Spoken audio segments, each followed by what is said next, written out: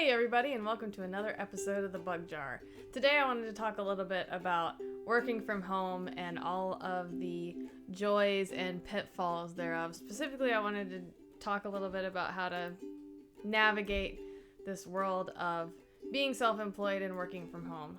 In 2018, CNBC stated that 70% of people work from home at some point during their week, at least once a week. So that's a lot of people who are at home doing things for their job, whether or not what they're doing at home is their full-time thing or their side hustle or whatever. So I wanted to talk a little bit about how I get things done despite being at home where all my cool stuff is that I might rather be doing rather than working. A little bit of backstory. I started really doing a lot of working from home during grad school. Doing lesson planning for my students that I was teaching, doing our booking and things like that. And so basically what I did was I structured my time that I was at home before I went to class in the morning such that I was able to kind of divvy it up and do the things that I needed to get done. So I would put, 15 or 30 minutes aside for booking and this many minutes aside to do my lesson plans and this much time for my homework or whatever to get myself rolling before I left for the day, because I knew I'd be coming home probably fairly late most of the time and probably feeling a little less than motivated to do some of those things that were not directly related to my grades.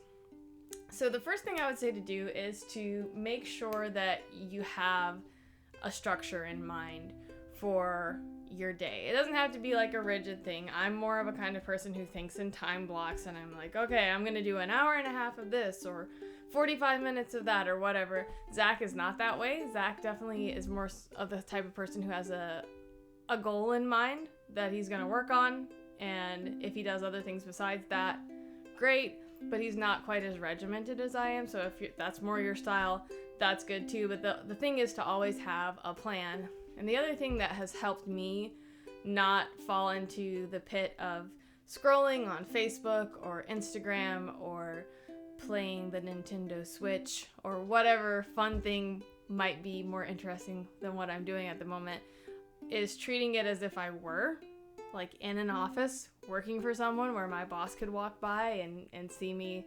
dilly-dallying, because when you're your own boss, you can let yourself slide. But the reality is that even when you're your own boss, you're also your own employee, and you're responsible for all of your own work and all of your own income, and you're also responsible for all of your own bills. So those of us who are our own bosses, if your own employee, aka you, is not doing work, then there's a good chance that your income might suffer. So that's a huge motivator, honestly, for me, thinking about, okay, like I have bills to pay and, Fannie Mae will not wait.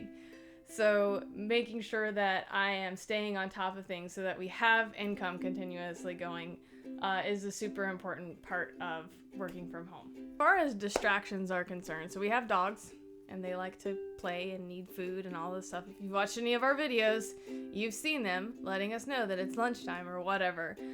And I think it's important to have set breaks in which you can engage with the things that are quote-unquote distractions. So if you've been sitting working on something for a while, and I do this quite a bit, if I've been sitting for a while and I notice that I'm starting to lose focus, well, okay, my work is not as high quality as it was 15 minutes ago. I'm not paying as much attention. I'm getting distracted anyway. So I may as well stand up and go do something. And that may be like it was this morning, throwing the ball to Moon, who really wanted to play. Other days I get up and I go dust something or just do something where I'm moving and kind of mindlessly going around doing something that has nothing to do with what I'm doing music-wise with the band that morning. So making sure that I'm taking those breaks helps me not fall into those pits of distraction quite as frequently. And another thing that I try to do is leave my phone elsewhere away from where I'm working so that I'm not getting text messages or any kind of social media notifications or whatever while I'm trying to work on something, while I'm trying to book or while I'm trying to edit. So I really try to make sure that the time that I'm working on those things is really set aside for the things that I'm doing. Another thing that's really important that I do is I have set boundaries for my work time, so it's finite. My work time every day has a starting point and an ending point past which I do my dead level best not to check email, not to send work-related text messages or answer work-related text messages, and I'm off the grid. So knowing that every day when I get to a certain point, I'm done, and that after that point it's my free time. So for those of you who don't know, I teach on the side in addition to all the stuff that I do with Brown Mountain Lightning Bugs. So a lot of my afternoon is teaching or meetings for my freelance work and stuff like that. So when I get home in the evening after I'm done teaching, I'm done. I don't look at my work emails. I don't do any of that stuff because I feel like that time is super important for me to rest and recharge and not be in work mode. So having a set time for yourself of like, okay, I'm cutting this off, I'm done, can be really helpful. And that was something that I've gotten more and more passionate about protecting as things have gone along. And I actually recently went to a workshop with Nikki Miller-Kaw, who is a food blogger. And she was talking about some of the stuff that I've already mentioned, like getting up and taking breaks and kind of having a set time for those breaks. But she is also really adamant about protecting your time to recharge, because you're just not going to do as good work if you're not doing those things. So, and anytime we get an actual day off where neither of us have some kind of work thing that we're doing, I try really hard not to schedule anything on those days. It can be really tempting to do that. And so I have gotten really vigilant about not letting that happen so much. So make sure that you have time for yourself, because we're not machines, you know. We're not meant to go all of the time. And I think when we push ourselves and we continually just try to go and go and go and go, our work ends up becoming less, it has less passion behind it, less energy behind it, because you don't have the energy.